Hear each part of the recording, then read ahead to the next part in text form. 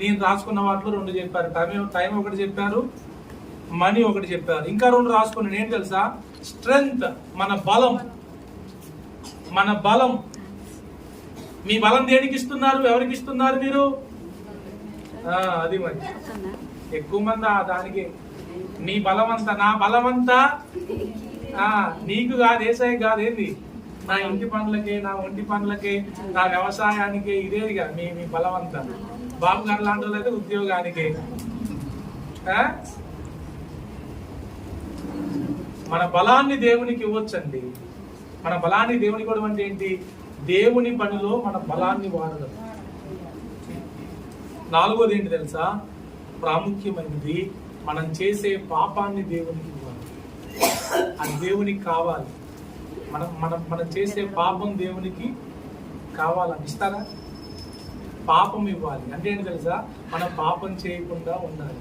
పాపాన్ని ఇవ్వడం అంటే ఏంటి? పాపం చేయకుండా. హలో, అందరు ఇక్కడే ఉన్నారా? 1, మనం దేవునికి సమయాన్ని ఇవ్వాలి. అందరు ఇవ్వగలిగింది ఇది అమ్మా, అందరు ఇవ్వగలిగింది సమయం. దేవునికి మీరు ఎంత సమయం ఇస్తున్నారు?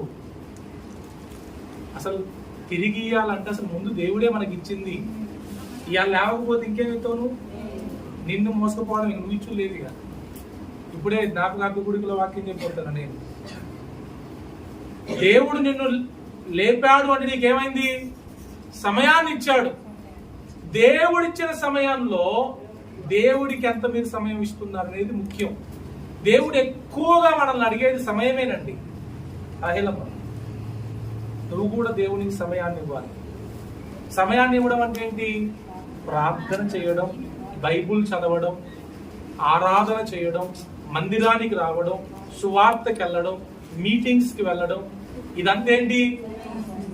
దేవునికి సమయాన్ని ఇవ్వడం. ఇస్తున్నారా మీరు?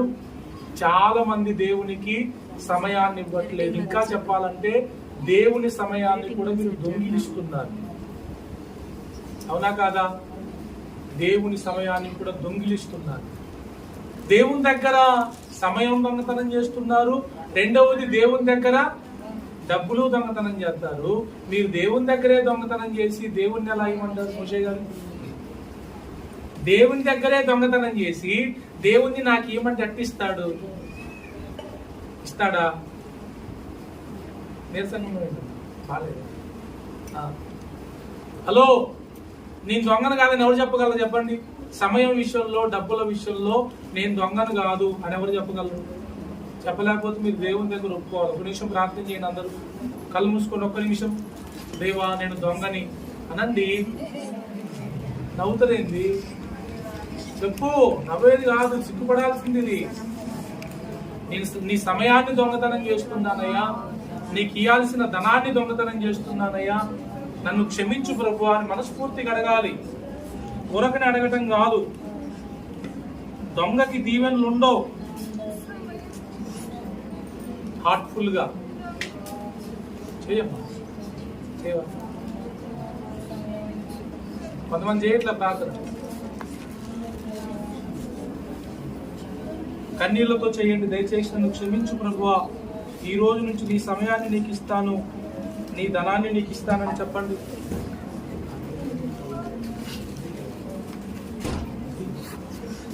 ఆమేన్, ఆమేన్. తీసేయండి, కొంతనే ఉంది. బాబు, నాకున్న టైం అమ్మా, ఇది చాలా సీరియస్ విషయం. నా వైపు రండి.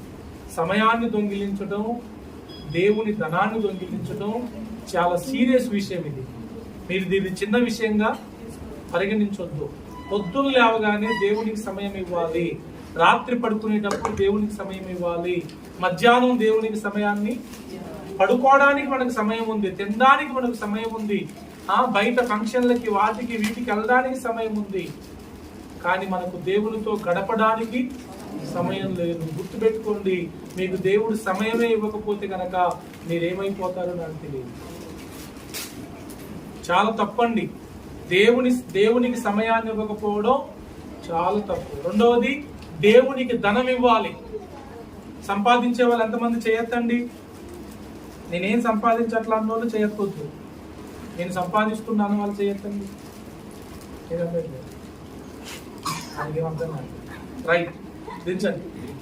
సంపాదించే వాళ్ళు అంటే ఏంటంటే, మీకు సంపాదించడానికి దేవుడు ఆరోగ్యం ఇస్తున్నాడు, బలం ఇస్తున్నాడు, జ్ఞానం ఇస్తున్నాడు, అవకాశాలు కూడా ఇస్తున్నాడు, పని కూడా ఇవ్వబట్టే కదా చాలా మంది పనిలో లేరా, ఆరోగ్యం లేని లేరా, చదువుకున్నా కూడా పని లేదుగా, ఆరోగ్యం ఉన్నా పని లేదు. కొంతమందికి ఆరోగ్యం బాగాలేక పని సరే ఏదో ఒక రకంగా ఎంతో కొంత సంపాదిస్తున్నప్పుడు దేవుని మాటకు లోబడి దేవుని పని కోసం, దేనికోసం?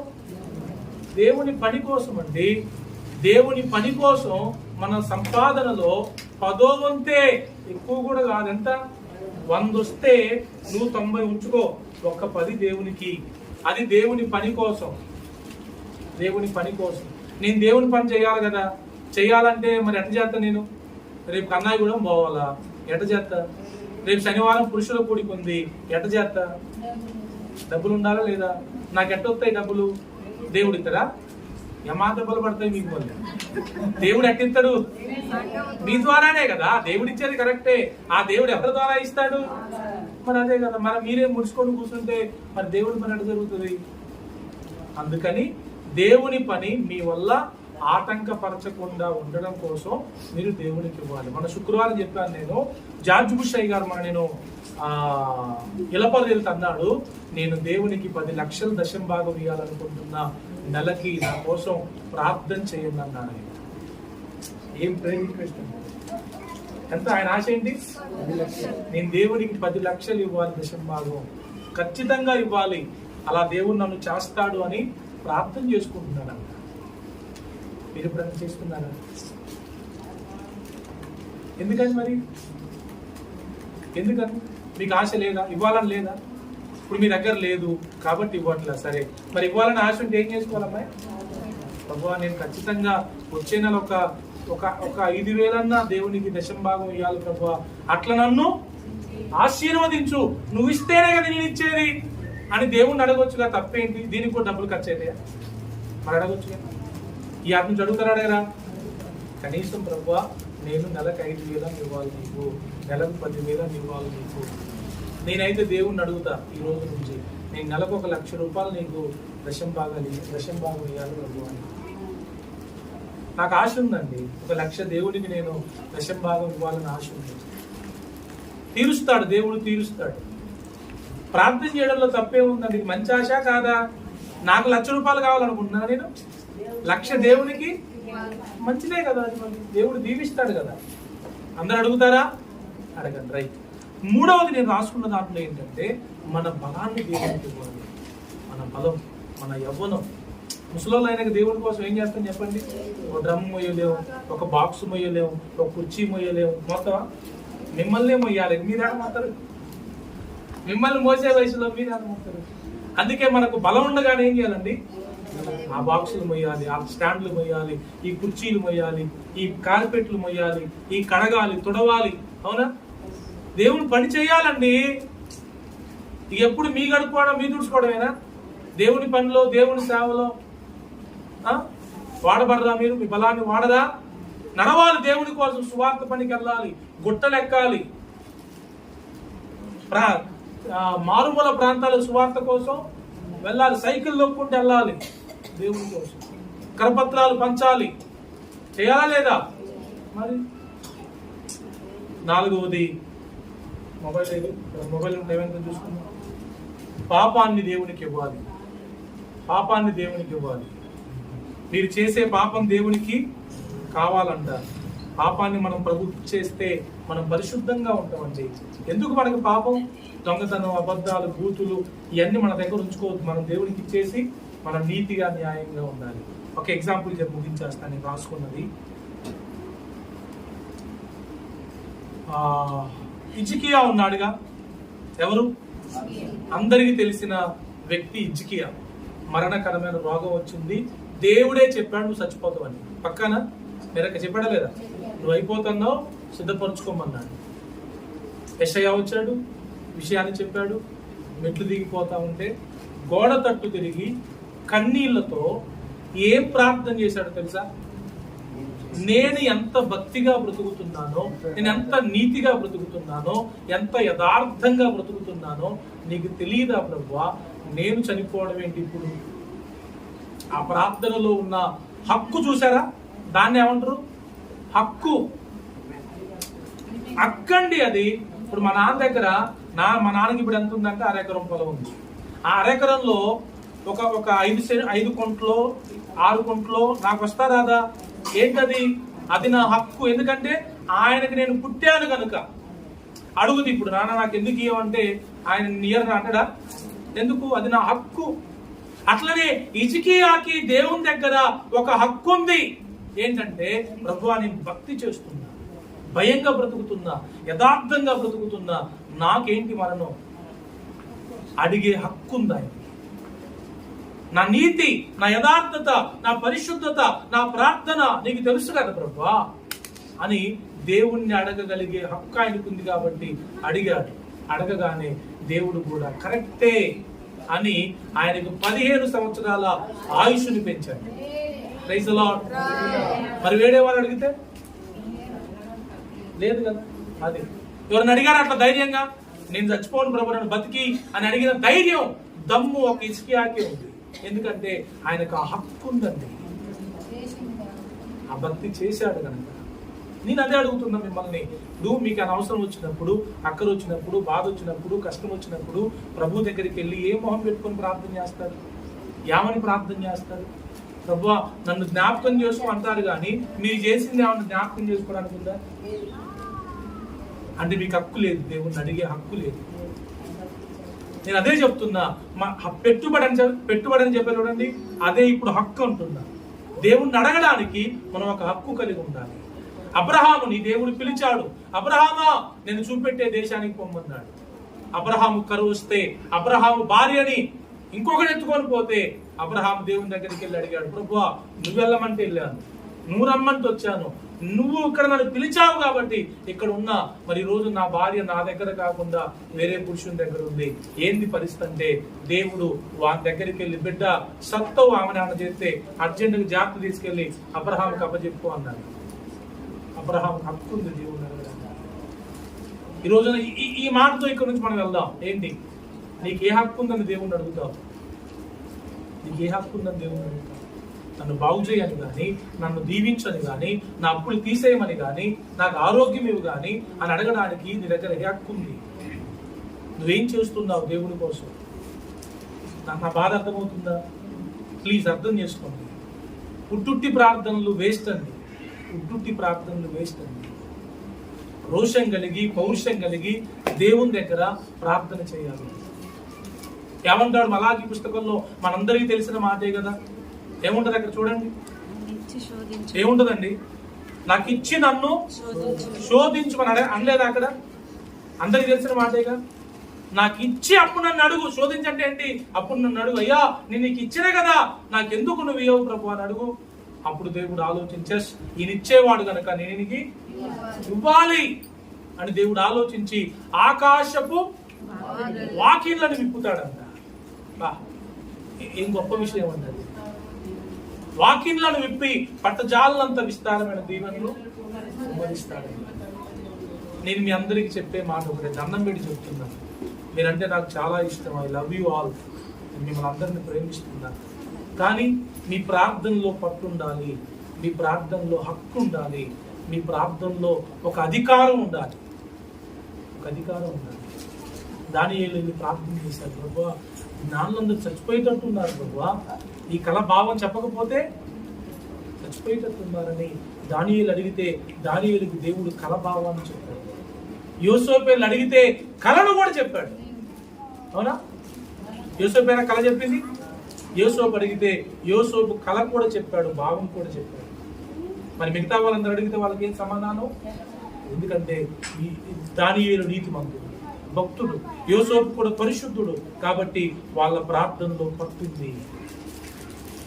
ఆసాపు కీర్తనలో 73వ కీర్తనలో ఆసాపు అంటాడు, ఆకాశమందు నీవు తప్ప నాకెవరున్నారు ప్రభు, నాకెవరున్నారు ప్రభు, నేను ఎక్కడికి పోగలనయ్యా, నీవు తప్ప నాకు ఇంకెవరున్నారు? బా, ఎంత దేవుని మీద ఆధారపడ్డాడు ఆయన, ఎంత దేవునికి లోబడ్డాడు ఆయన, ఎంత దేవునికి విధేయత చూపెట్టాడు ఆయన. వదిలిపెడతారు అట్లాంటి టైంలో దేవుడు? దేవుని మీద ఆధారపడ్డ వాళ్ళని, దేవుని పూర్తిగా నమ్మిన వాళ్ళని, దేవునికి లోబడిన వారిని దేవుడు విడిచిపెడతాడా? విడిచిపెట్టడు. అలాంటి ఒక హక్కుతో కూడిన ప్రార్థన మనం చేస్తే మన జీవితంలో ఎంత బాగుంటుంది. ఆదబిన్నయ్య గారు రాసిన పాట ఒకటి గుర్తొచ్చింది. నేను సిద్ధపడతా ఉంటే, నీవు చూడకుంటే నన్ను ఎవరు చూస్తారయ్యా, తర్వాత నీవు పిలవకుంటే ఇంకెవరు పిలుస్తారయ్యా, నాకు నువ్వు తప్ప ఇంకెవరున్నారు. అంటే ఆ భక్తుడు దేవుని మీద అంతగా ఆధారపడ్డాడు. అందుకే ఆయన్నే ఇక బతిమలాడుకుంటున్నాడు, అయ్యా నువ్వు చూడకపోతే ఎవరు చూస్తారు. ఎంత గొప్ప భక్తి జీవితం. ప్రైజ్ ది లార్డ్, హల్లెలూయా. కాబట్టి దేవుని బిడ్డలారా, నేను నా వాక్యాన్ని ముగించేస్తున్నాను. చిన్న మాటే ఇది, కానీ చాలా లోతైన మాట ఇది. ఏదో చేస్తున్నాం ప్రార్థన. సూర్యుడు ఎందుకు ఆగిందండి? యెహోషువ ప్రార్థన చేస్తే ఆయన పనిలో ఆయన ఉన్నాడు. యెహోషువ ఎవరి పనిలో ఉన్నాడు? అక్కడ యుద్ధం జరుగుతుంది ఇశ్రాయేలులకి ఫిలిష్తీయులకి. అందుకే దేవుడు యెహోషువ ప్రార్థన విన్నాడు.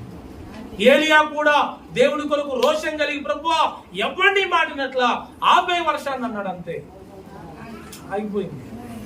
ఏం ప్రార్థనలు అంది వాళ్ళు. సూర్యుని ఆపగలిగిన ప్రార్థన, చంద్రుని ఆపగలిగిన ప్రార్థన, వర్షాన్ని ఆపగలిగిన ప్రార్థన. ఏలియా ప్రార్థన చేస్తేనే మళ్ళీ వర్షం వచ్చింది. నేను అదే అంటున్నా, మనకు హక్కు ఉండాలి. దేవుణ్ణి మనం ఏది అడిగితే అది మనకు దేవుడు ఇచ్చేటట్లుగా ఉండాలి. నో అనేటట్లుగా ఉండకూడదండి. నేను ఇయ్యను అనేటట్లుగా ఉండకూడదు. అలా ఉండకుండా ఉండాలంటే మన భక్తి, మన ప్రార్థన, మన పెట్టుబడి, మనం దేవుడికి ఇచ్చే విషయంలో, దేవునికి సమయాన్ని ఇచ్చే విషయంలో, ధనాన్ని ఇచ్చే విషయంలో, దేవునికి మన బలాన్ని ఇచ్చే విషయంలో మనం ఉంటే దేవుడు ఎందుకు ఇవ్వడు? దేవుడు అన్యాయస్తుడా? ఒకరికి ఇచ్చి ఒకరికి ఇవ్వకుండా ఉండడానికి అన్యాయస్తుడా? ఆయన ఆ బాధ మీకు అర్థమైందా? ప్లీజ్, మీకంటూ ఒక హక్కు దేవుని దగ్గరే ఉంది. నేను దేవుణ్ణి అడుగుతాను, గట్టిగా అడుగుతాను. తెలుసా, నాకేమాత్రం డబ్బులు లేకపోయినా, నేను కట్టకట్టలాడే పరిస్థితుల్లో ఉంటే దేవునితో ఫైటే చేస్తాను. ఎందుకంటే ప్రభువా, నువ్వు నాకు ఇచ్చిన దాంట్లో నేను నమ్మకంగా నీకు 30% ఇస్తున్నాను. నా పరిస్థితులు ఎలా ఉన్నా కూడా, నా స్థితిగతులు ఎలా ఉన్నా కూడా నీకు ఇవ్వడం నేను ఎప్పుడు, ఇంకా అవసరమైతే ఇంకెక్కువ ఇస్తున్నా.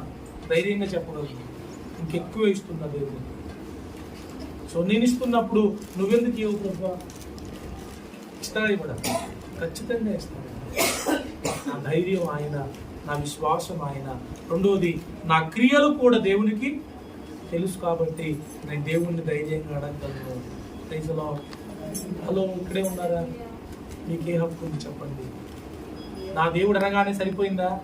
ఇప్పుడు నేను మన దగ్గర పోయి నాకు 6 గుంటలు పొలం అంటే, అరే నన్ను చూసిన వారా అంటే, నన్ను హాస్పిటల్ తీసుకుపోయిన వారా అంటే, హక్కు కరెక్టే. మరి ఇవన్నీ కూడా ఉంటాయిగా. నన్ను చూసిన వారా, నాకు చేసిన వారా, నన్ను ఎప్పుడన్నా పలకరించిన వారా, నాకేమన్నా తెచ్చిన వారా, ఇది కూడా ఉంటుందిగా. ఉంటుందా? ఉండదా? నువ్వు పుట్టంగానే సరిపోయింది, హక్కు వచ్చేసిద్దా? కాదుగా. అందుకే తల్లిదండ్రుల మీద కొంత ఉంచుకుంటారు లాస్ట్ దాకా. నేను పోయినాక నన్ను ఎవరు చూస్తే వానికే అండి. నిజమే, కొన్నిసార్లు మనుషుల మైండ్ సెట్ ఎంత దారుణంగా అయిపోతుందో. ఏం చూడరంట కానీ అన్ని కావాలంట. కాదండి, తప్పదు. ఇప్పుడు మనకు హక్కు ఉంటుంది. హక్కు ఉన్నప్పుడు హక్కుతో పాటు ఏముండాలి? బాధ్యత కూడా ఉండాలి. మావిడికి కూడా చెప్తా ఉంది మధ్యలో, మోటివేట్ చేస్తున్నా. నిజమే, హక్కు ఉండాలి. హక్కుతో పాటు బాధ్యత కూడా ఉండాలండి. హక్కు ఉంది కదా అని బాధ్యత లేకుండా ఉంటే అవదవుతుంది. మన దేవుని బిడ్డలం. దేవుడు న్యాయవంతుడు. మనుషులు మనకు అన్యాయం చేసినా దేవుడు మనకు అన్యాయం చేయడు. సో నా మంచి మాటలు, మంచి మనసుతో మీరు అర్థం చేసుకోండి. దయచేసి ప్రార్థన చేయడం మానకండి. రోజు ఎంత ఎక్కువసేపు చేస్తే అంత ఎక్కువసేపు చేయండి. గ్రూపుల్లో నిజంగా రోజు అనన్య ప్రార్థనే వస్తాను తప్ప ఈ ఎవరి ప్రార్థన రావట్లే. ఇంకెవరిదైనా వస్తుందేమో అని చూస్తే అనన్య ప్రార్థన. దేవుడు అనన్యాన్ని దీవించును గాక. అంతే కదండి. రేపటి నుంచి మీ ప్రార్థన టైమింగ్స్ పెట్టండి. మీ వాక్యం రీడింగ్ టైమింగ్స్ పెట్టండి. చక్కగా మీ సమయాన్ని దేవునికి కేటాయించండి.